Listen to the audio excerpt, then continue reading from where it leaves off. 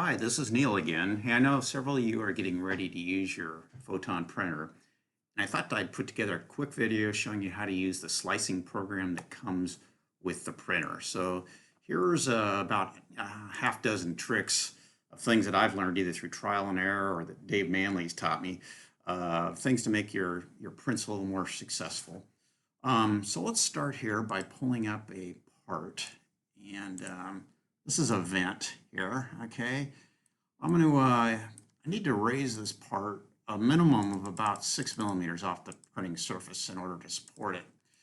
If I were to support this, if I go over here and manually or automatically support it, it adds a whole lot of supports to a part that doesn't need that many. The reason being is because I left the part flat, okay? Let me show you how this thing prints by sliding this slider bar here. Okay. So it's printing from the bottom up, it's printing those supports, and look at when it goes to the part, when it's flat like that, immediately it tries to print all of that part in thin air with no support, all of that lattice. So what you need to do is you need to angle, in this case a screen, so that when it prints it in a manner where it doesn't need as much support. So let me show you how to do that.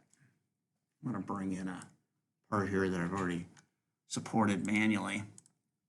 Okay, this is what it looks like. Let's zoom in and show you. I've angled this part, okay, at an angle. You can kind of see. And this is how it's printing. The very first piece of the part it prints is that corner there. See, and I'm supporting just the outside edges because I don't want to support it on the screen, because when I cut off the supports, it may damage the screen material. So that's an extremely delicate part, supported very easily. Those supports can be removed very easily just by shearing around the outside edge of the support. The other reason that you angle your pieces like this is to avoid pull-off. When the printer is printing this part, it's printing it from the bottom up just like this, okay? But it's doing it upside down. Well, the weight of the part and the fact that the resin hasn't fully cured can cause the part to pull off the supports, which will distort the part and ruin your part. So that's another reason why you angle your parts. So there's about a half dozen of these tips that I'd like to cover real quick, or at least mention and kind of show you. They're listed in the on the Workshop Models Underway thread there. But basically, let me cover very quickly. One, I prefer to manually support my parts versus using the automatic feature, which will not support all the parts in the optimal position. It won't put the supports exactly where you want them.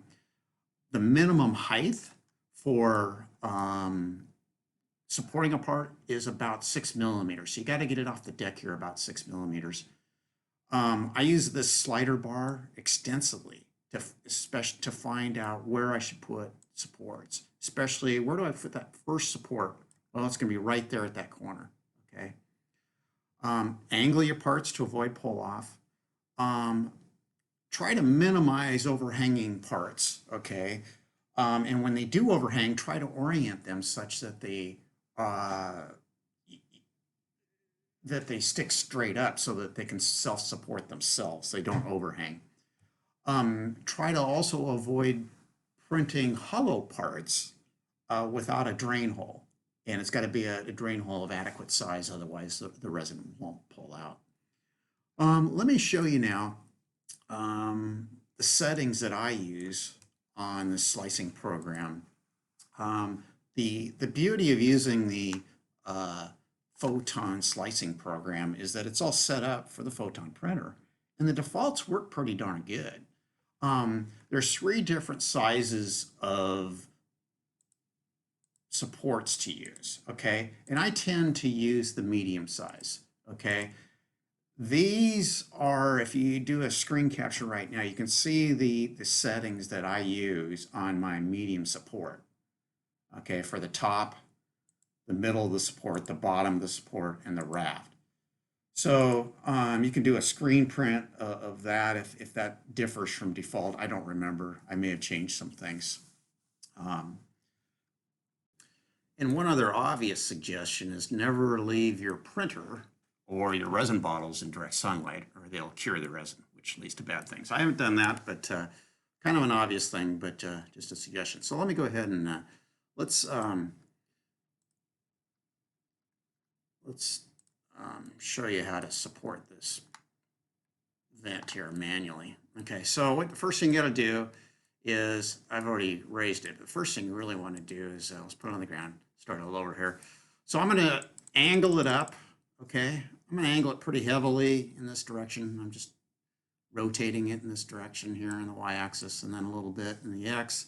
And the reason I'm doing two directions is so that when I print this thing, you can see how it comes up. It comes up in one corner so that not all the supports end up on the item at the same time. So now I've rotated it, okay, and now I'm just gonna raise it up a minimum of 6 millimeters, okay? Now, I like going over here and I like seeing what the auto supports do, and that's what it does. And so, oh, that's interesting, okay? Really, all you need is one support, in theory, to support the thing. Well, that's not the case. And look where it puts support. It puts it in the corner there, okay? So when you cut that off, it's gonna nick your corner. So I'd prefer to put that support right there. So what I'm gonna do is I'm gonna remove all supports and I'm gonna add these, oops, remove them. I'm gonna add them manually by clicking add there.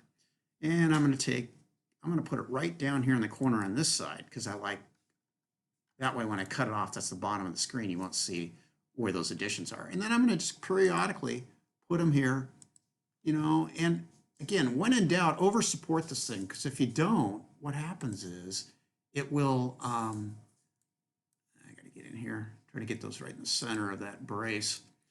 If you don't, what happens is the part can warp on you and distort because of the fact that when it's printing, again, from the bottom up, the weight of the part and the weight of the excess resin could distort the part in between supports. So when in doubt, over support. I hope you find this video helpful. If you have any questions, send me an email or give me a call. Again, talk to you later.